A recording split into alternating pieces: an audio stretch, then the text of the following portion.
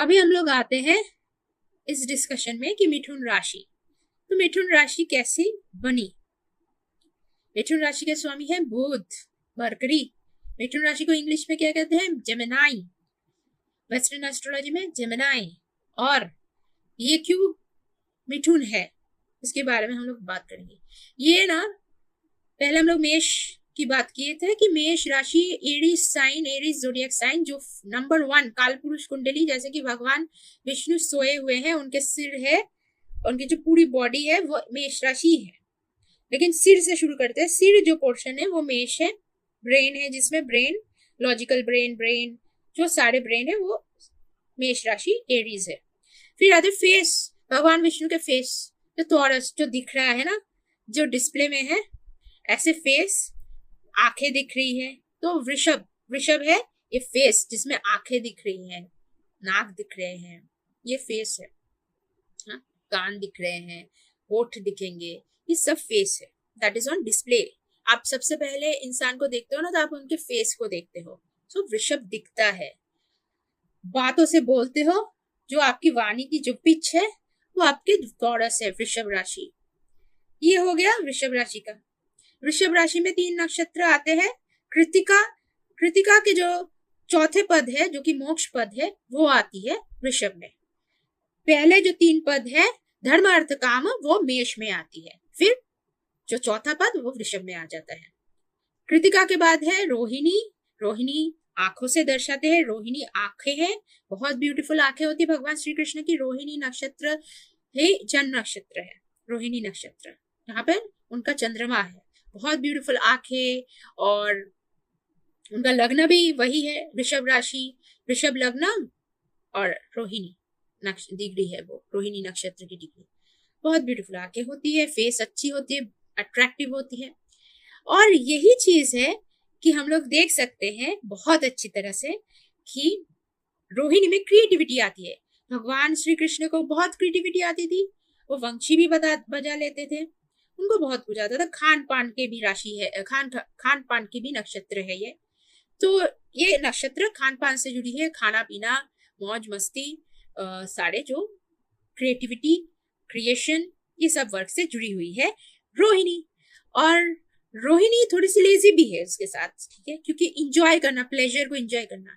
और वो ब्रह्मदेव के नक्षत्र है, ब्रह्मदेव उनको रूल कर रहा है, क्योंकि क्रिएटिविटी है, क्रिएटर है। फिर आती है मृगशिरा वृषभ में। तो जो मृगशिरा आती है ना, वो क्या है? मृगशिरा खोज है, खोजना, हाँ, सर्चिंग करना, सर्चिंग, हंटिंग। किस लिए? अपने आप को फाइनेंशियल स्टेबिलिटी देने के लिए, जैसे जॉब सर्च करते हैं ना, वही मृगशिरा है। वैसे ही हम लोग पहले क्या करते थे, लोग जो हंटिंग के लिए जाते हैं, हंटर गैदरर्स, हाँ, वो सब जो जाते थे, स्टोन एज के ह्यूमंस, वो जाते थे, जाकर अपने वेपन्स को ले जाते थे, फिर जाकर अपने जो अस्त्र से किसी एक पशु को मारते थे, फिर उसको खाने के लिए ले आते थे। ये जो सर्चिंग और हंटिंग के लिए जाते थे, क्यों जाते थे? इसलिए जाते थे क्योंकि खाने पीने के अलावा उस वक्त और ऐसा कुछ था नहीं, और खाना पीना तो जरूरी है। आप देह को कैसे संभालोगे? तो वृषभ राशि हमेशा देह को संभालने के लिए है। आपको कपड़े चाहिए, वृषभ राशि है वो। आपको खाना है, वृषभ राशि है वो, क्योंकि रिसोर्सेस है देह को संभालने के लिए, जो जो चाहिए, देह को प्रोटेक्ट करने के लिए जो जो चाहिए वो वृषभ राशि में है, रिसोर्सेस है। और देह को सजाने के लिए भी जो भी चाहिए वो भी वृषभ राशि में है, वैसे जैसे कि गोल्ड, जेमस्टोन, ज्वेलरी, हाँ, पहनावा, दिखावा, सब कुछ है। इसलिए दिखावे की भी राशि है ना वृषभ, क्योंकि दिखता है, अब जो बोलते हो वो भी सुनाई देती है, तो वृषभ राशि है। अब वृषभ राशि की जो मृगशिरा है वो ऐसा है कि जैसे रोहिणी में ब्रह्मदेव हमने देखा है, मृगशिरा में सोमा, चंद्रदेव है। तो जो मृगशिरा बनती है उसमें खोज रहती है स्टेबिलिटी के लिए, फाइनेंशियल स्टेबिलिटी, खाना पीना के लिए स्टेबिलिटी।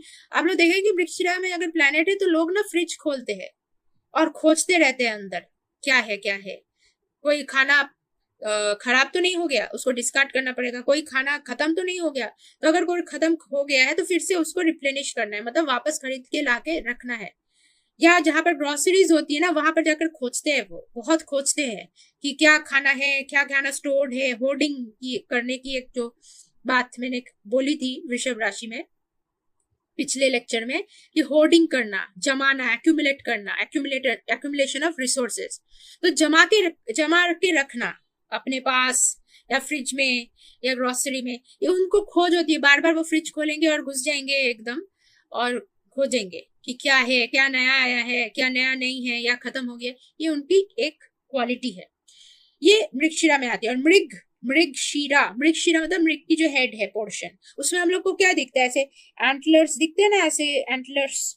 ये एंटलर्स जो दिख रहे होते हैं ना हमें, वो इसलिए दिखते हैं कि इनको क्या होता है, इनको होता है सिग्नल्स की तरह कैच करते हैं वो, कि कोई कहाँ पर मूवमेंट हो रहा है। थोड़ा मूवमेंट कहीं पर दिखा, कुछ समझ में आया कि शायद कोई आ गया है, हमें इससे प्रॉब्लम हो सकती है, हाँ, तो भाग जाएंगे वो। तो वो झुंड में रहते हैं मृग, और भाग जाएंगे दर्द से। वो जल्दी डर जाएंगे, थोड़ा पैनिक हो जाएंगे और भागेंगे वो जल्दी भाग जाएंगे। और इसलिए मृगशिरा की जो बात यहाँ हो रही है, उससे ये भी आ रही है, जैसे भगवान श्री राम गोल्डन डियर के पीछे गए थे, तो एक इल्यूशन थी ना, मरीच बनी थी। जो सोने का हिरन है वो वास्तव में एग्जिस्ट नहीं करता, लेकिन उनको जाना पड़ा था, उनके पीछे जाना पड़ा था, उस गोल्डन डियर के पीछे। तो ये भी मृगशिरा ही है कि आप एक इल्यूशन में रहते हो, घूमते रहते हो, वास्तव में नहीं है पर आप उसके पीछे घूम रहे हो।